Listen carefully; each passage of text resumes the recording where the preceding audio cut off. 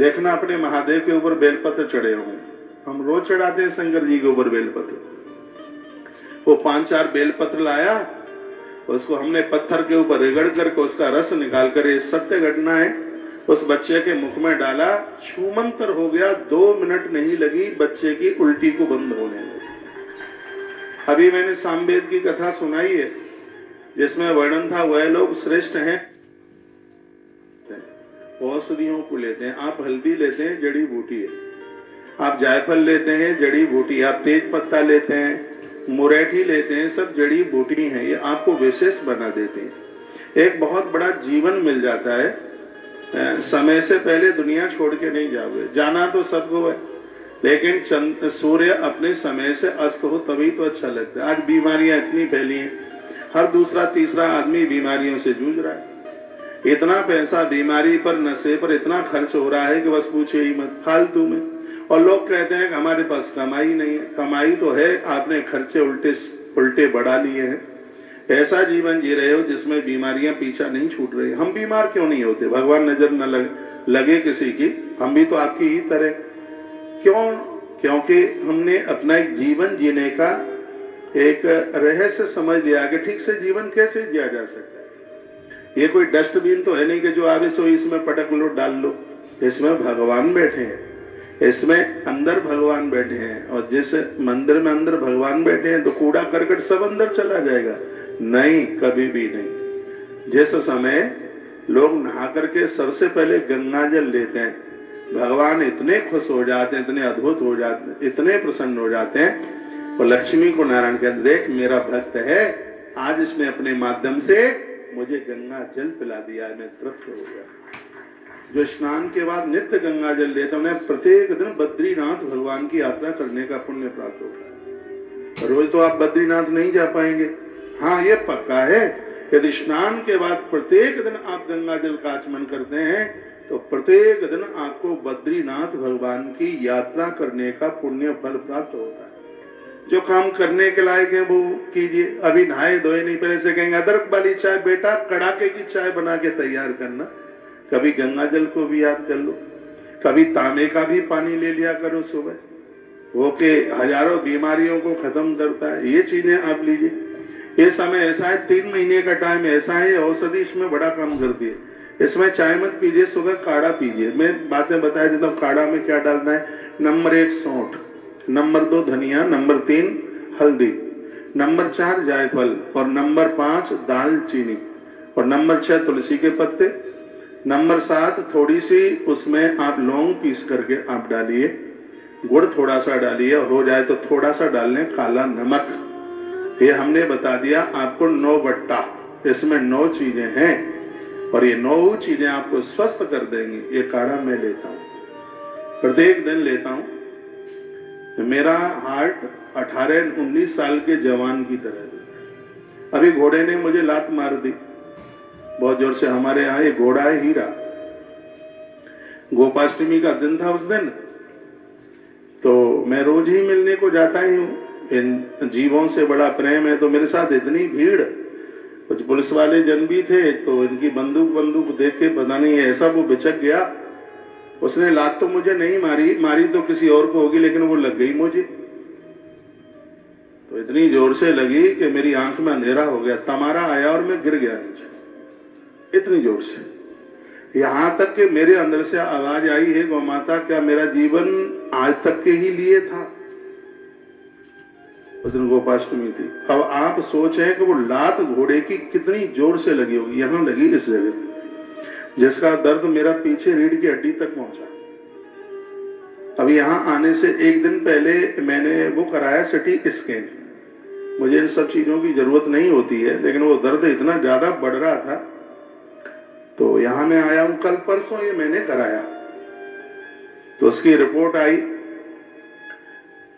तो डॉक्टर साहब ने कहा उस रिपोर्ट को देखे कि तुम खाते क्या हो? मैंने कहा मैं गौ माता का दूध पीता हूं। उन्हीं की भाषा में बता रहा हूं। उन्होंने कहा कि हम इतनी रिपोर्ट जांच करते हैं, इतना मजबूत फेफड़ा देखने को नहीं मिलता आपकी एज के हिसाब से। मैंने कहा वाह गौ माता, ये तेरे दूध का कमाल है। हल्की सी सूजन है, कोई फ्रैक्चर नहीं है, कोई बिल्कुल दिक्कत नहीं है, ये दवाई हम लिखे देते। मैंने दवाई तो मैं खाता नहीं, दवाई यदि खाता होता तो मुझे 17 दिन ये दर्द ही नहीं झेलना पड़ता। अब मैं बिल्कुल ठीक हूं, एकदम बिल्कुल 5 पैसे की दवाई नहीं ली, बिल्कुल इतनी भी। ये मैं बोल रहा हूं आपको, यदि आप थोड़ा सा अपने जीवन को परिवर्तित, ये लात घोड़े की किसी को लगती तो रुपया 1.5 लाख खर्च होता। हाँ, पता नहीं क्या क्या खाना पड़ता, कितने इंजेक्शन, कितने बोतल, कितने दिन अस्पताल में रहना पड़ता। एक जीवन जीने का एक ढंग है ये। आचार्य चाणक्य बड़े होशियार थे, मुझे लगता है कि उनको भी शायद लात लगी हो या घोड़े से गिर गए हो नीचे।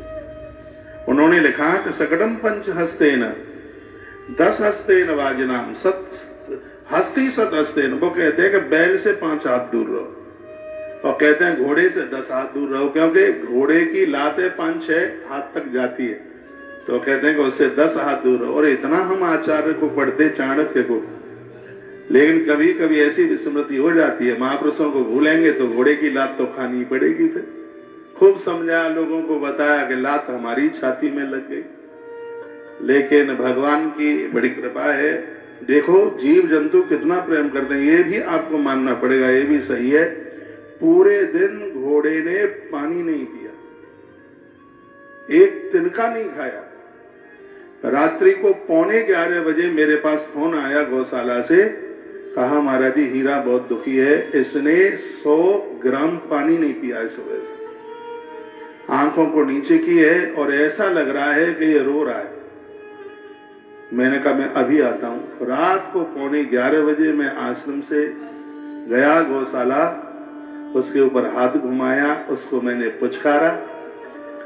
तो सूर्यास्त के बाद अश्व को पानी तो नहीं पिलाया जाता, लेकिन उसको और कुछ चीजें खिलाई, और वो फिर वो प्रसन्नचित्त हुआ। मैंने उससे कहा कि उस दिन मैंने एक्सरा कराया था, उसी दिन, तो उसमें भी कुछ आया नहीं था। मैंने उससे कहा भाई चल, तुझसे भूल हो गई है, हमने तेरे ऊपर ज्यादा लाड किया है, कोई बात नहीं है, तेरी लात हमने खा ली है, तू अपना ही है, लेकिन तू अपने चेहरे को, मैं ऐसे ही बात करता हूँ, चाहे गाय हो, बछड़ा हो, चाहे ये घोड़े हो, ऐसा लगता है। मैं तो पेड़ों से, मुझे कोई पेड़ों से बात करते देख ले तो लोग ये कहेंगे आदमी पागल हो गया, इसको आगरा में कोई बेड खाली हो तो भर्ती करा दो।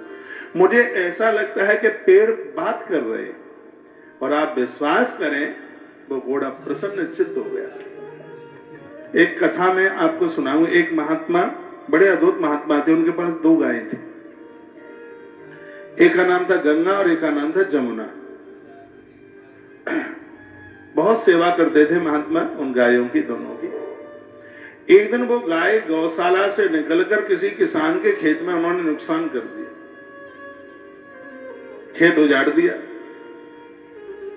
तो उस किसान ने महात्मा जी को सैकड़ों गालियां दी। साधु की आंख में आंसू आ गया। महात्मा ने दोनों गायों को कहा, गंगा जमुना, आज मुझे बहुत गालियां सुननी पड़ी है, क्या यहां गौशाला में किसी चीज की कमी थी? तुम दूसरे का खेत उजाड़ करके आ गए, ये सत्य घटना है। इतना दुख उन दोनों गायों को हुआ, खूंटे पर बंधे बंधे 5 मिनट में उन दोनों गायों ने एक संग अपने प्राण छोड़ दिए। वो झेल नहीं पाई, उनको इतनी शर्मिंदगी हुई कि हमारी वजह से साधु को सैकड़ों गालियां मिली हैं, हमारी वजह से महात्मा अपमानित हुआ, अब हम इस धरती पर रह नहीं पाएंगे, उन्होंने अपने प्राण छोड़ दिए। जब हम जीव से स्नेह प्रेम करते हैं तो भैया दीवालें बोलती हैं, इनके तो अंदर प्राण है। जीव जंतुओं के साथ स्नेह करें, इसलिए देवताओं ने इन्हें अपने वाहन के रूप में स्वीकार किया, किसी ने उसे अपने दिव्य पूजा के रूप में स्वीकार किया। तो शिव तत्व एक ऐसा तत्व है जहां पर हम हर व्यक्ति को सजीव समझे। शिव में से कार निकाल दो तो शव है, एकार भगवती सत्ता निकाल दो तो आदमी क्या है, मुर्दा है। तो आप भगवान शिव की जो कथा सुन रहे हैं, ये 2 मिनट तेरे चरणों में सिर रख दिया है, सिर्फ 2 मिनट भगवान महादेव के चरणों में माथा झुकाते हुए, नमाते हुए, और आज की कथा को आगे बढ़ाते हैं। 4 बजे तक कथा चलेगी। बहुत आनंद होगा। जितने भी मुझे टीवी पर आप सुन पा रहे हैं, तो वो आ सकें तो आप यहाँ राधा कृष्ण मंदिर, सेक्टर कितना है ये, कितना है सेक्टर वेक्टर है, ये क्या है? हाँ, अरे बहुत कठिन है, मुझसे नहीं आता। प्रशांत विहार में है, राधा कृष्ण मंदिर है। सब मत बोलिए। पीतमपुरा तो मुझे पता है, पीतमपुरा है, पता कर लेना। कल जनकपुरी में है